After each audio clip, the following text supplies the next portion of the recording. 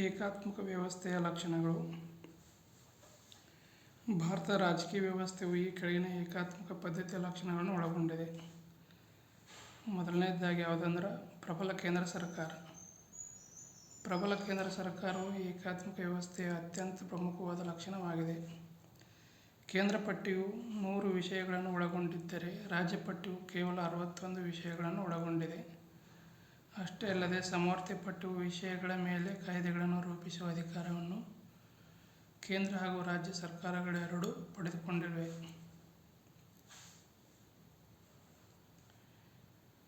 ಕೆಲವು ಸಂದರ್ಭಗಳಲ್ಲಿ ಕೇಂದ್ರ ಸರ್ಕಾರವು ರಾಜ್ಯ ಪಟ್ಟಿಯಲ್ಲಿರುವ ವಿಷಯಗಳಿಗೆ ಸಂಬಂಧಿಸಿದಂತೆ ಕಾಯ್ದೆಗಳನ್ನು ರೂಪಿಸುವ ಅಧಿಕಾರವನ್ನು ಹೊಂದಿದೆ. ಈ ರೀತಿಯ ಅಸಮತೋಲನವಾದ ಅಧಿಕಾರ ವಿಭಜನೆಯು ಕೇಂದ್ರ ಪ್ರಾಬಲ್ಯಕ್ಕೆ ಕಾರಣವಾಗಿದೆ.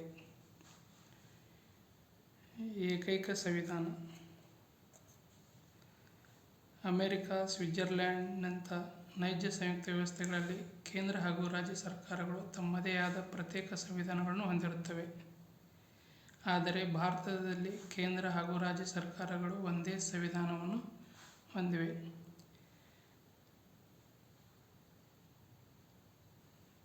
ಅಮೆರಿಕ, ಸ್ವಿಟ್ಜರ್ಲೆಂಡ್ ಅಂಥ ದೇಶಗಳು ರಾಜ್ಯ ಮತ್ತು ಕೇಂದ್ರಕ್ಕೆ ಬೇರೆ ಬೇರೆ ಸಂವಿಧಾನಗಳಿರುತ್ತವೆ. ಆದರೆ ಭಾರತದಲ್ಲಿ ಆ ರೀತಿ ಬೇರೆ ಬೇರೆ ಸಂವಿಧಾನಗಳು ಇರುವುದಿಲ್ಲ, ಒಂದೇ ಸಂವಿಧಾನ ಇರುತ್ತದೆ.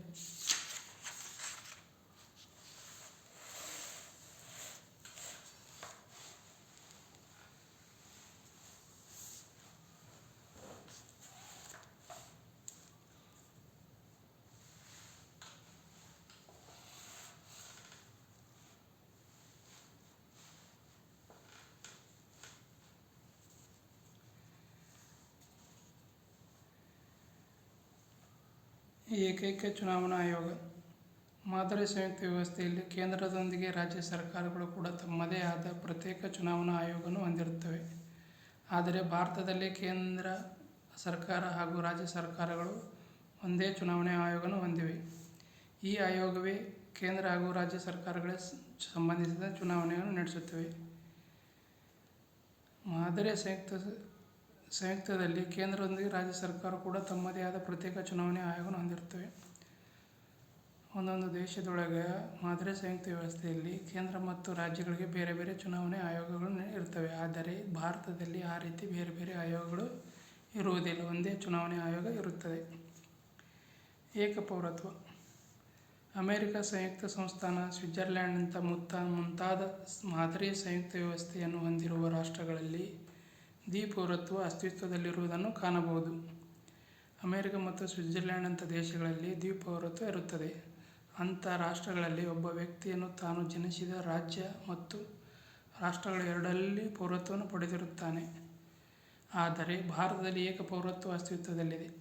ಭಾರತದಲ್ಲಿ ಒಬ್ಬ ವ್ಯಕ್ತಿಯು ತಾನು ಜನಿಸಿದ ರಾಜ್ಯದ ಪೌರತ್ವವನ್ನು ಹೊಂದಿರದೆ ರಾಷ್ಟ್ರೀಯ ಪೌರತ್ವವನ್ನು ಮಾತ್ರ ಹೊಂದಿದ್ದಾನೆ. ಇದು ಸಂಯುಕ್ತ ವ್ಯವಸ್ಥೆಯ ತತ್ವದ ಸ್ಪಷ್ಟ ಉಲ್ಲಂಘನೆಯಾಗಿದೆ. ಭಾರತದಲ್ಲಿ ಏಕಪೌರತ್ವ ಜಾರಿಯಲ್ಲಿದೆ ಅನ್ನೋ ಉದ್ದೇಶವನ್ನು ಹೇಳ್ತದೆ. ಮೇಲ್ಮನೆ.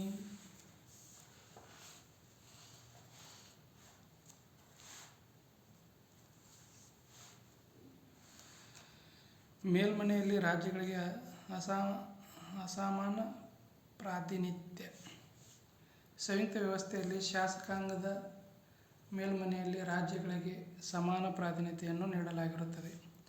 ಆದರೆ ಭಾರತ ಶಾಸಕಾಂಗದ ಮೇಲ್ಮನೆಯಾದ ರಾಜ್ಯಸಭೆಯಲ್ಲಿ ರಾಜ್ಯಗಳಿಗೆ ಪ್ರಾತಿನಿಧ್ಯವನ್ನು ಸಮಾನವಾಗಿ ನೀಡದೆ ಜನಸಂಖ್ಯೆ ಆಧಾರದ ಮೇಲೆ ನೀಡಲಾಗಿದೆ. ಉದಾಹರಣೆ, ಅಮೆರಿಕ ಸಂಯುಕ್ತ ಸಂಸ್ಥಾನ ಶಾಸಕಾಂಗದ ಮೇಲ್ಮನೆಯಾದ ಸೆನೆಟ್ನಲ್ಲಿ ಪ್ರತಿಯೊಂದು ರಾಜ್ಯಗಳಿಗೆ 2 ಸದಸ್ಯರು ಪ್ರತಿನಿಧಿಸುತ್ತಾರೆ.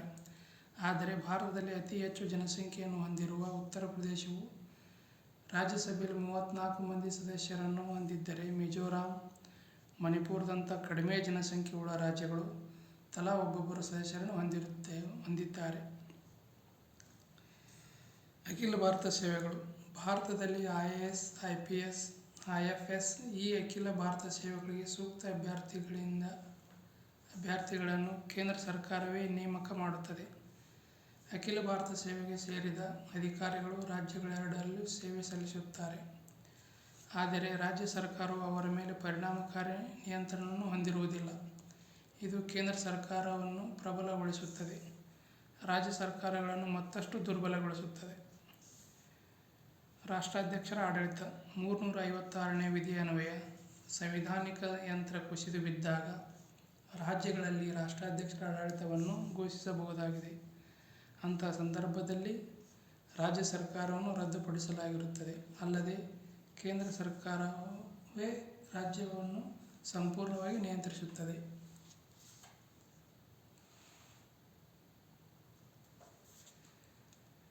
ತುರ್ತು ಪರಿಸ್ಥಿತಿ ಅಧಿಕಾರಗಳು.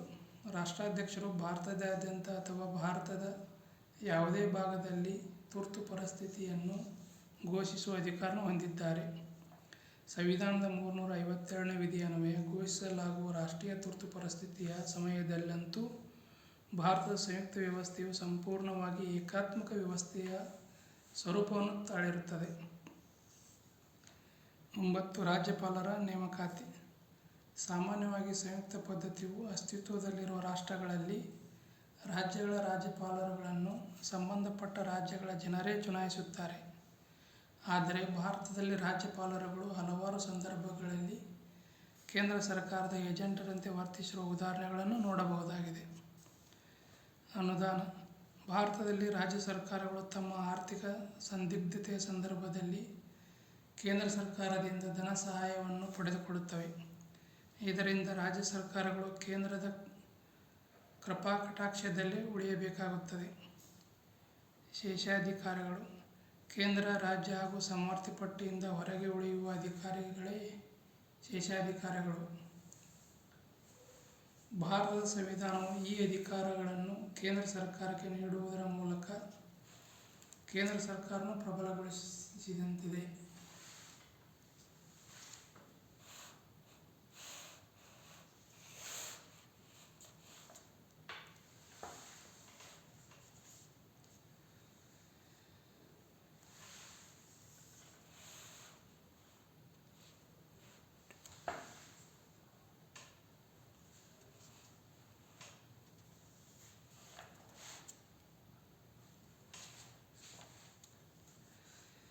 ಸಂಯುಕ್ತ ವ್ಯವಸ್ಥೆಯ ಲಕ್ಷಣಗಳು. ಭಾರತ ರಾಜಕೀಯ ವ್ಯವಸ್ಥೆಯು ಈ ಕೆಳಗಿನ ಸಂಯುಕ್ತ ವ್ಯವಸ್ಥೆಯ ಲಕ್ಷಣಗಳನ್ನು ಒಳಗೊಂಡಿದೆ.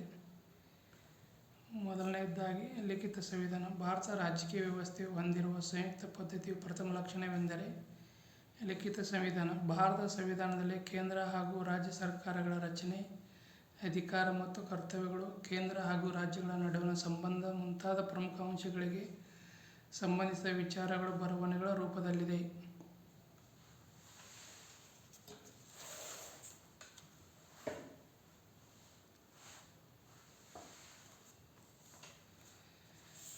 ದ್ವಿಸರ್ಕಾರ ಪದ್ಧತಿ. ಸಂಯುಕ್ತ ಪದ್ಧತಿಯನ್ನು ಹೊಂದಿರುವ ಇತರ ರಾಷ್ಟ್ರಗಳಲ್ಲಿರುವಂತೆ ಭಾರತದಲ್ಲಿ ಕೂಡ ಕೇಂದ್ರ ಹಾಗೂ ರಾಜ್ಯ ಸರ್ಕಾರಗಳೆರಡರಲ್ಲೂ ಅಸ್ತಿತ್ವದಲ್ಲಿರುವುದನ್ನು ಕಾಣಬಹುದು. ಇದನ್ನು ದ್ವಿಸರ್ಕಾರ ಪದ್ಧತಿ ಎಂದು ಕರೆಯಲಾಗುತ್ತದೆ. ಕೇಂದ್ರ ಸರ್ಕಾರವು ರಾಷ್ಟ್ರೀಯ ಪ್ರಾಮುಖ್ಯತೆಯನ್ನು ಪಡೆದ ವಿಷಯಗಳಿಗೆ ಸಂಬಂಧಿಸಿದ ಕಾಯ್ದೆಗಳನ್ನು ರೂಪಿಸುವುದಲ್ಲದೆ ಸಮಸ್ತ ರಾಷ್ಟ್ರದ ಆಡಳಿತವನ್ನು ನಿರ್ವಹಿಸುತ್ತದೆ. ಪ್ರತಿಯೊಂದು ಒಕ್ಕೂಟ ಘಟಕವು ತನ್ನದೇ ಆದ ಸರ್ಕಾರವನ್ನು ಹೊಂದಿದ್ದು, ಇದನ್ನು ರಾಜ್ಯ ಸರ್ಕಾರವು ಸ್ಥಳೀಯ ಮಹತ್ವ ಪಡೆದ ವಿಷಯಗಳಿಗೆ ಸಂಬಂಧಿಸಿದ ಕಾಯ್ದೆಗಳನ್ನು ರೂಪಿಸುವುದಲ್ಲದೆ ರಾಜ್ಯಾಡಳಿತವನ್ನು ನಿರ್ವಹಿಸುತ್ತದೆ. ಮೂರನೆಯದಾಗಿ ಅಧಿಕಾರದ ವಿಭಜನೆ. ಅಧಿಕಾರ ವಿಭಜನೆ ಎಂದರೆ ಭಾರತದ ರಾಜಕೀಯ ವ್ಯವಸ್ಥೆಯು ಹೊಂದಿರುವ ಮತ್ತೊಂದು ಸಂಯುಕ್ತ ಪದ್ಧತಿಯ ಲಕ್ಷಣವೆಂದರೆ ಅಧಿಕಾರ ವಿಭಜನೆ. ಭಾರತದಲ್ಲಿ ಕೇಂದ್ರ ಹಾಗೂ ರಾಜ್ಯ ಸರ್ಕಾರಗಳ ನಡುವೆ ಸಂವಿಧಾನಾತ್ಮಕವಾಗಿ ಅಧಿಕಾರವನ್ನು ವಿಭಜಿಸಲಾಗಿದೆ. ಅವು ಯಾವುವೆಂದರೆ ಕೇಂದ್ರ ಪಟ್ಟಿ. ಕೇಂದ್ರ ಪಟ್ಟಿಯು ವಿದೇಶಾಂಗ ವ್ಯವಹಾರ, ರಕ್ಷಣಾ ಹೊಂದಿರುತ್ತದೆ. ರಕ್ಷಣೆದು ಕೇಂದ್ರ ಸರ್ಕಾರ ಅಧೀನದಲ್ಲಿ ಬರುತ್ತದೆ. ಅಂತರರಾಜ್ಯ ವ್ಯಾಪಾರ, ರೈಲ್ವೆ, ಅಂಚೆ ಮತ್ತು ತಂತಿ, ಆದಾಯ ತೆರಿಗೆ, ಹಣಕಾಸು, ಚುನಾವಣೆಗಳು, ನಾಗರಿಕ ವಿಮಾನಯಾನ, ಆಮದು ರಫ್ತು ಮುಂತಾದ ರಾಷ್ಟ್ರೀಯ ಮಹತ್ವವನ್ನು ಪಡೆದ 100 ವಿಷಯಗಳನ್ನು ಒಳಗೊಂಡಿದೆ. ಕೇಂದ್ರ ಸರ್ಕಾರ ಮಾತ್ರ ಈ ಪಟ್ಟಿಯಲ್ಲಿರುವ ವಿಷಯಗಳಿಗೆ ಸಂಬಂಧಿಸಿದಂತೆ ಶಾಸನಗಳನ್ನು ರೂಪಿಸುವ ಅಧಿಕಾರವನ್ನು ಹೊಂದಿದೆ. ರಾಜ್ಯ ಪಟ್ಟಿಯಲ್ಲಿರುವ ವಿಷಯಗಳು. ರಾಜ್ಯ ಪಟ್ಟಿಯು ಸಾರ್ವಜನಿಕ ಆರೋಗ್ಯ, ಪೊಲೀಸ್, ಬಂದಿಖಾನೆ, ಸಾರ್ವಜನಿಕ ಶಾಂತಿ ಪಾಲನೆ, ವಾಣಿಜ್ಯ ತೆರಿಗೆ ಮುಂತಾದ ಸ್ಥಳೀಯ ಮಹತ್ವ ಪಡೆದ 61 ವಿಷಯಗಳನ್ನು ಒಳಗೊಂಡಿದೆ.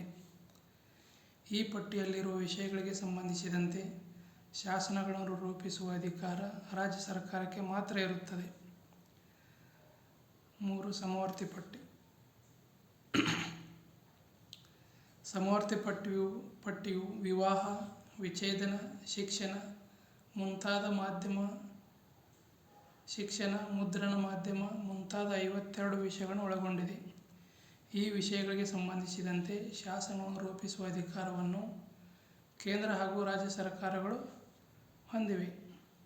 ಈ ವಿಷಯಗಳಿಗೆ ಸಂಬಂಧಿಸಿದಂತೆ ಕೇಂದ್ರ ಹಾಗೂ ರಾಜ್ಯ ಸರ್ಕಾರಗಳು ರೂಪಿಸುವ ಕಾಯ್ದೆಗಳ ನಡುವೆ ಘರ್ಷಣೆ ಉಂಟಾದರೆ ರಾಜ್ಯ ಸರ್ಕಾರದ ಕಾಯ್ದೆ ರದ್ದಾಗಿ ಕೇಂದ್ರ ಸರ್ಕಾರದ ಕಾಯ್ದೆ ಅಸ್ತಿತ್ವದಲ್ಲಿ ಉಳಿಯುತ್ತದೆ.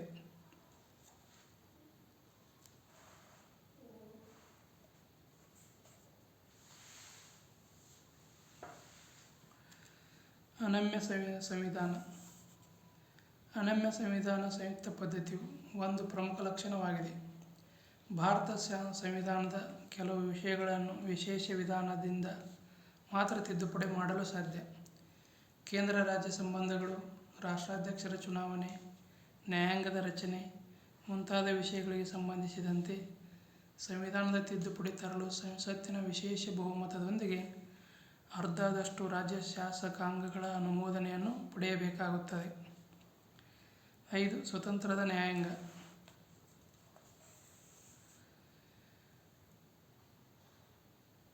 ಸಂಯುಕ್ತ ಪದ್ಧತಿಯಲ್ಲಿ ಕೇಂದ್ರ ಹಾಗೂ ರಾಜ್ಯ ಸರ್ಕಾರಗಳ ನಡುವೆ ಅಧಿಕಾರದ ವ್ಯಾಪ್ತಿ ಸಂಬಂಧಿಸಿದಂತೆ ಉದ್ಭವಿಸಬಹುದಾದ ವಿವಾದಗಳನ್ನು ಇತ್ಯರ್ಥಗೊಳಿಸಲು ಸ್ವತಂತ್ರ ನ್ಯಾಯಾಂಗದ ಅವಶ್ಯಕತೆ ಇರುತ್ತದೆ. ಭಾರತದಲ್ಲಿ ಸರ್ವೋಚ್ಚ ನ್ಯಾಯಾಲಯವು ಈ ಜವಾಬ್ದಾರಿಯನ್ನು ನಿರ್ವಹಿಸುತ್ತದೆ. ಸಂವಿಧಾನದ ಪಾರಮ್ಯತೆ.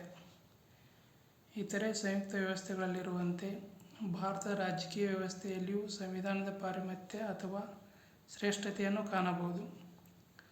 ಭಾರತದಲ್ಲಿ ಕೇಂದ್ರ ಹಾಗೂ ರಾಜ್ಯಗಳ ನಡುವಣ ಅಧಿಕಾರ ವಿಭಜನೆಯು ಸಂವಿಧಾನದತ್ತವಾದುದಾಗಿದೆ. ಸಂವಿಧಾನದ ವ್ಯಾಪ್ತಿಯನ್ನು ಉಲ್ಲಂಘಿಸುವ ಕೇಂದ್ರ ಹಾಗೂ ರಾಜ್ಯ ಸರ್ಕಾರಗಳ ಕಾನೂನುಗಳನ್ನು, ಆಜ್ಞೆಗಳನ್ನು ಹಾಗೂ ನಿರ್ಧಾರಗಳನ್ನು ಸರ್ವೋಚ್ಚ ನ್ಯಾಯಾಲಯವು ಸಂವಿಧಾನ ಬಾಹಿರ ಹಾಗೂ ಅಸಿಂಧು ಎಂದು ಘೋಷಿಸುತ್ತದೆ.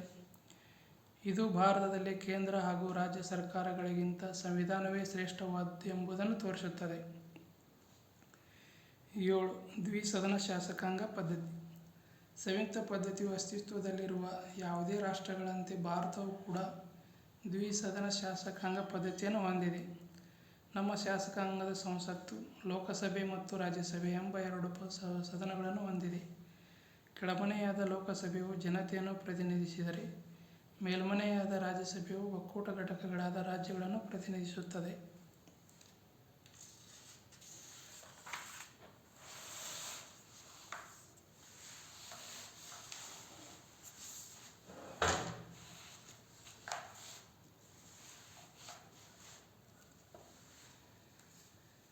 ಸಂಯುಕ್ತ ವ್ಯವಸ್ಥೆ ಮತ್ತು ಏಕಾತ್ಮಕ ವ್ಯವಸ್ಥೆಯ ತೌಲನಿಕ ಲಕ್ಷಣಗಳು. ಸಂಯುಕ್ತ ವ್ಯವಸ್ಥೆಯ ಲಕ್ಷಣಗಳು. ದ್ವಿಸರ್ಕಾರ ವ್ಯವಸ್ಥೆ, ರಾಷ್ಟ್ರೀಯ ಮತ್ತು ಪ್ರಾದೇಶಿಕ ಸರ್ಕಾರಗಳು. ಏಕಾತ್ಮಕ ವ್ಯವಸ್ಥೆಯ ಲಕ್ಷಣಗಳಲ್ಲಿ ಏಕೈಕ ಸರ್ಕಾರ, ಅದುವೇ ಕೇಂದ್ರ ಸರ್ಕಾರ. ಸಂಯುಕ್ತ ವ್ಯವಸ್ಥೆಯ ಲಕ್ಷಣಗಳಲ್ಲಿ ಲಿಖಿತ ಸಂವಿಧಾನ ಇರುತ್ತದೆ. ಏಕಾತ್ಮಕ ವ್ಯವಸ್ಥೆಯ ಲಕ್ಷಣಗಳು ಲಿಖಿತ ಸಂವಿಧಾನ ಅಥವಾ ಅಲಿಖಿತ ಸಂವಿಧಾನ ಇರುತ್ತದೆ. ಕೇಂದ್ರ ಹಾಗೂ ರಾಜ್ಯಗಳ ನಡುವೆ ಅಧಿಕಾರ ವಿಭಜನೆ ಇರುತ್ತದೆ. ಅಧಿಕಾರ ವಿಕೇಂದ್ರೀಕರಣವಿರುವುದಿಲ್ಲ. ಎಲ್ಲ ಅಧಿಕಾರಗಳು ಕೇಂದ್ರ ಸರ್ಕಾರದಲ್ಲಿರುತ್ತವೆ. ಸಂವಿಧಾನದ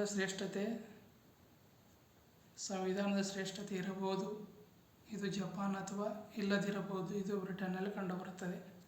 ಅನಮ್ಯ ಸಂವಿಧಾನ. ಸಂವಿಧಾನ ಅನಮ್ಯವಾಗಿರಬಹುದು, ಇದು ಫ್ರಾನ್ಸ್ನಲ್ಲಿ ಕಂಡುಬರುತ್ತದೆ, ಅಥವಾ ನಮ್ಯವಾಗಿರಬಹುದು, ಇದು ಬ್ರಿಟನ್ನಲ್ಲಿ ಕಂಡುಬರುತ್ತದೆ. ಸ್ವತಂತ್ರದ ನ್ಯಾಯಾಂಗ. ನ್ಯಾಯಾಂಗ ಸ್ವತಂತ್ರವಾಗಿರಬಹುದು ಅಥವಾ ಸ್ವತಂತ್ರವಾಗಿಲ್ಲದಿರಬಹುದು. ಈ ಮೇಲಿನ ಚರ್ಚೆಯು ಭಾರತವು ಅರೆ ಸಂಯುಕ್ತ ವ್ಯವಸ್ಥೆಯನ್ನು ಹೊಂದಿದೆ ಎಂಬ ಮಾತನ್ನು ಪುಷ್ಟೀಕರಿಸುತ್ತದೆ. ಆದರೆ ನಮ್ಮ ರಾಜಕೀಯ ವ್ಯವಸ್ಥೆಯು ಎಲ್ಲ ಸಂದರ್ಭಗಳಲ್ಲೂ ಅರೆ ಸಂಯುಕ್ತ ವ್ಯವಸ್ಥೆಯಾಗಿ ಕಾರ್ಯನಿರ್ವಹಿಸುವುದಿಲ್ಲ.